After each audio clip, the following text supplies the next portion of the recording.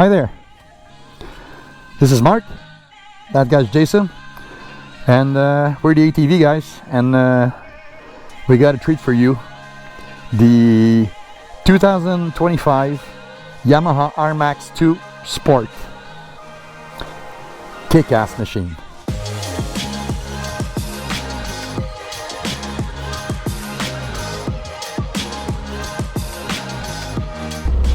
So we're at our local ATV club, Club Quad Les Randonneurs.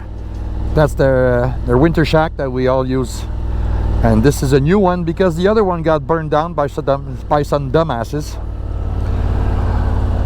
Very nice trails, all volunteer driven. And if it wouldn't be for volunteers, we wouldn't have these trails. So without further ado, let's talk about the Yamaha RMAX2 Sport for 2025.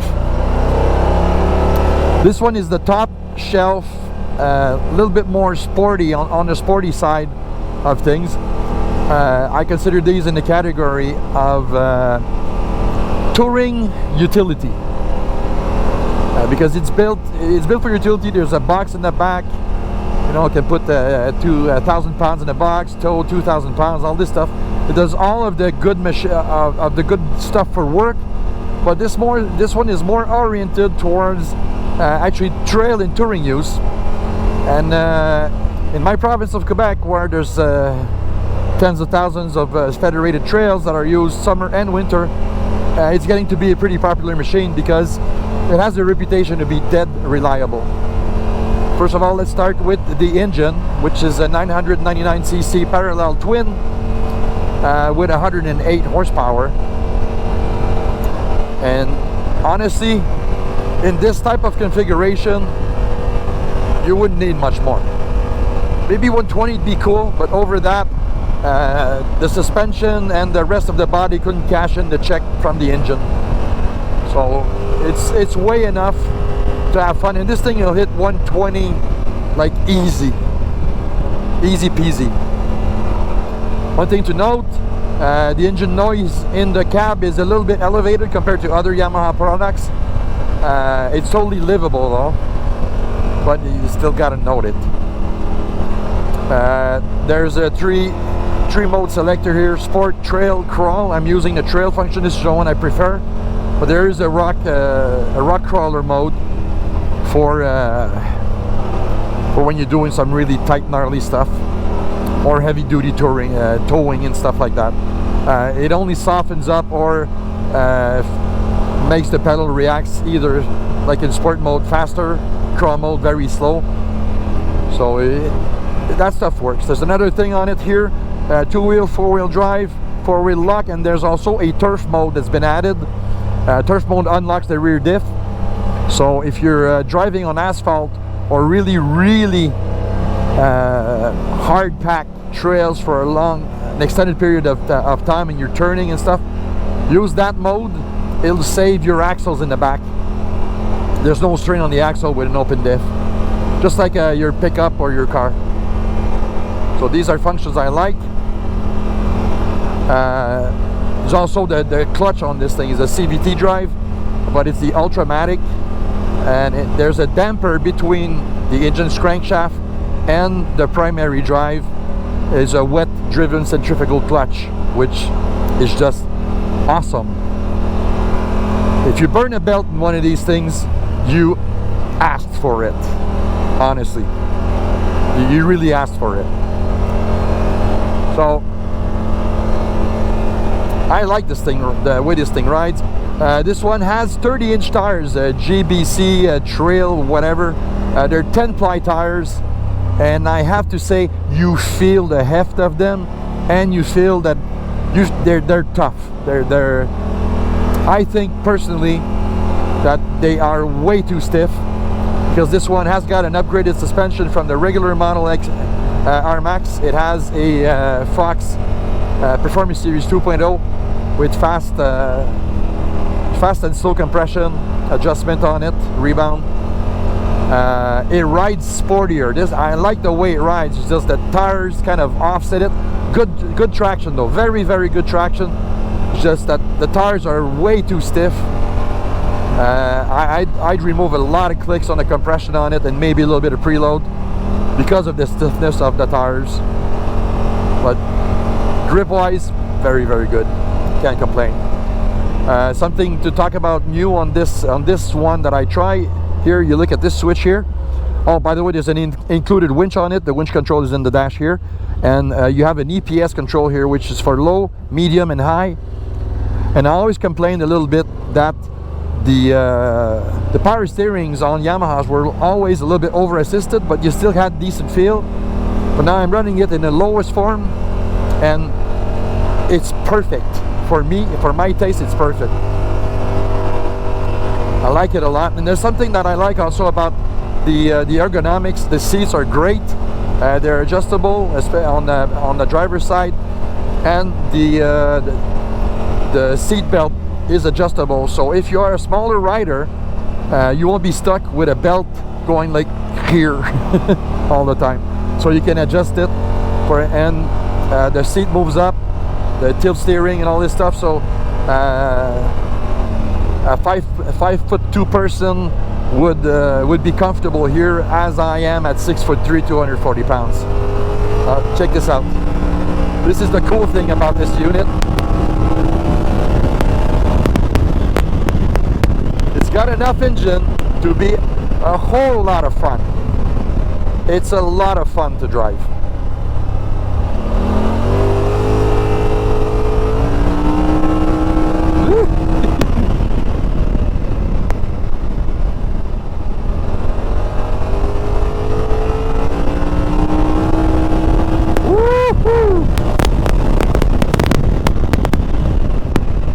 So you get the point. So we're going to slow down a little bit because these are still federated trails, even though we got somebody closing up and checking. We're in communication with them, but you know, let's not push our luck. But the ride is awesome. I like the looks of it. This one is Yamaha blue. It is a beautiful rig. I like the front treatment of the bezel and all this stuff. It looks good. But from down here, you know, it's just a very good package. I cannot work or play all day long without having any issues. And there's the reliability of Yamaha. Fit and finish is very good. It's a nice machine. There are some caveats though. Like I talked before, I was talking about before, the tires. I'm sorry, it's not the right tire to put on this machine. Way too stiff. Great grip though, but way too stiff, and kind of defeats the fact that they put a much better suspension on this than the ZF shocks that are on the other ones that are actually very good. Now they went up a notch, but you put tires that are like bricks. They're way too stiff. Another thing, this thing costs $33,600 Canadian. Compared to what's offered elsewhere, there's this thing here. Like, where's my screen? The information package, even if it's, you know, if it's good, all the information is there, but it's very small. I know, like, Yamaha likes the simplistic thing, big buttons, but not too many fizzamajigs around. But come on, in this market, if you're going against the other players in the market, especially the General from Polaris, I'm sorry, but it just doesn't really cut it, because the General is going to have, in this price range, is going to be similar, and it's going to have like ride command and stuff like that. I don't know why Yamaha does not factory install them. We don't get them in Canada. I think you can get them in the US with the screen pre-installed. In Canada, it's a dealer installation. It's like, I think it's $2,000. I'd like to have an entry-level screen here with the basic functions. And let's say you go up a notch, then you'd pay more to get maybe the connectivity, sound system, and GPS. It screams cheap, but it's not a cheap machine. $33,600. You know, we're getting high up there in the pricing right now. But you know, another positive thing, the mirror accessories on these things are absolutely awesome. I really like them. They chose a nice design from a company that can make good mirrors. They're all convex, by the way, so you see much larger than a standard mirror. The caveats, the windshield, the accessory. I leave it down because it's summer and all this stuff, but you know, this is the design they had like 5 or 6 years ago. I think they should be looking into getting a more recent design, more modern design, and options to close up the cab, because Yamaha does not offer a full cab version on any of their side-by-sides. I think it'd be something good, like, you know, heater and AC. This is the perfect machine for it. So maybe that'd be nice, but you know, the prices are gonna go again sky high. But, you know, this thing drives awesomely good. It's a fun machine to drive, especially now with the EPS having set it at the lowest position. I like the steering feel on it much better to my taste. Some people like full assistance all the time. I like to have minimalistic assistance, especially when I'm moving, and this one checks all the boxes. Very good machine. Expensive, good, but it's Yamaha, reliable, and you know, it's not always broken. It's well built. The suspension components are, you know, like built extremely tough.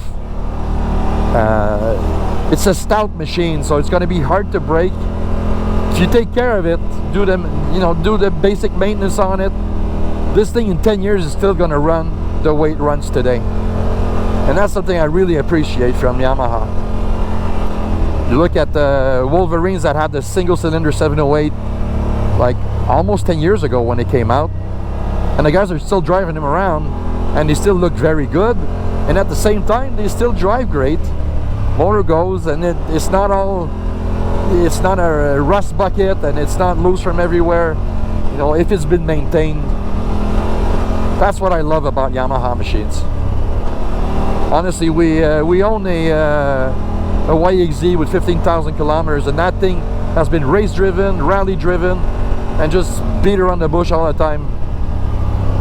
We practically put no money on it. It almost never breaks. So I had a few issues, like everybody else, you know, 15,000 kilometers and you beat the living crap out of it, you're gonna have issues. I think this guy's not happy. We had a squirrel in the trail.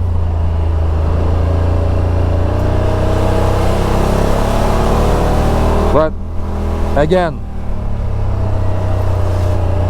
this thing does the job, and it doesn't simply do the job, it's over expectations. This is what I really enjoy about it.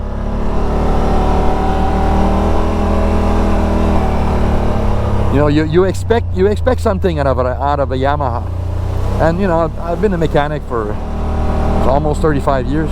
Damn, I'm getting old. And you have reasonable expectations out of anything that I try. I've been doing this for 10 years, 12 years now. But at the same time, I always, you know, try to lower my expectations, and you know, to get giddy about riding a new machine. And every time, just Yamaha just check the box all the time. You know, caveats, stuff I don't like. The more I ride this thing, the more I hate the tires and the bumpy stuff. This is way too stiff. Some people are gonna like it because it's good. They're gonna say it's harder to get flats. I'll tell you, as a tire designer, that is BS, total BS. You don't get more plies on the sidewalls on a 10-ply tire for ATV. It's a ply rating, so you can still get the sidewalls punctured. But it's, you know, I want 10-ply tires. Okay, you got a 10-ply tire. Great for you. I just don't agree. An 8-ply with a good construction, a radial is way enough for this machine, and it'd be more fun. the ride would be still precise, but a lot pressure, because now the ride is on the sport stiff side. I know it's a sport. This is the highest trim you can get in this type, and you know, sporty, you expect a stiffer ride, but not a jarring ride. And the ride gets jarring really fast when you're in the, you know, like a bunch of bumps and stuff like that and ruts. It's not sporty, it's rough. It's borderline rough. But is it bad? Hell no. It just it's a Yamaha. You know, you do this and it just jumps. What I like about that particular engine, the parallel twin, is that you got mounds and mounds of torque and a little bit less top end than, let's say, a V-twin. You know, right up to 80, 90 kilometers per hour, you're going to be neck and neck on any V-twin configuration from Can-Am. You know, in this segment, you know, like the General, this is going to be faster than a General, because the General is way heavier. This is like 830 something kilograms. I'll put it on the screen. It's not a real heavyweight, but it's still a heavy piece of kit. You know, almost 900 kilograms is on the heavy side. But that's what you need. That's what the market dictates. I'd love to have, like, you know, there's a model of this which is called the Wolverine 1000, built practically on the same platform with ZF shocks. It's like $5,000 or $6,000 cheaper, but you still get the same engine. So you know, if you're on a budget, go for the Wolverine standard, the Wolverine 1000. But if you want to have, you know, pull all the stops out, have pretty much the best configuration you can buy if you like to drive all day, this one. This is pretty much it. So, likes and dislikes. I'll say about the dislikes: the windshield, absolutely hate it. The tires, 10-ply tires that feels like bricks, but great grip, but you're just way too stiff. I don't like it. The rest, I can't. The more and more I get into these machines, you know, after almost 12 years of doing reviews, it's like the newer iterations, they get bigger and stuff like that, but they also get a lot better. I remember like 10 years ago, a side-by-side like this would have been a game changer. Would have been one of the most powerful machines out there. Wada. Now when you talk about 108 horsepower, the first thing you get in comments is, oh, it's not powerful enough. Now it seems that everybody wants to break the 200 horsepower limit. You know, it's like being a mental limit. Oh, check out the engine braking. I'm not touching the brake. Great engine braking. Great control going downhill. Very good. But like I was saying, you know, every iteration or new model in the lines are getting better and better, and dang, these things are getting to be almost car-like. And you know, sometimes when I look at some models like the full cab, 6 people, 6 passenger with AC and, you know, heating and all this crap, I'm starting to find that we're just kind of stepping away from a basic trail machine. This is still a trail machine, in my view. But if you close it up, you put AC, you put all this stuff, it's starting to sound like you're making an SUV that can handle trails. I think it's starting to defeat the point. So you know, I like this setup. I like to have a full open window in the front. You know, wear goggles, wear a shield like I'm wearing, but get the wind in your face and just ride and enjoy. That's the most important thing, is ride it and enjoy it. So yeah, suspension is awesome.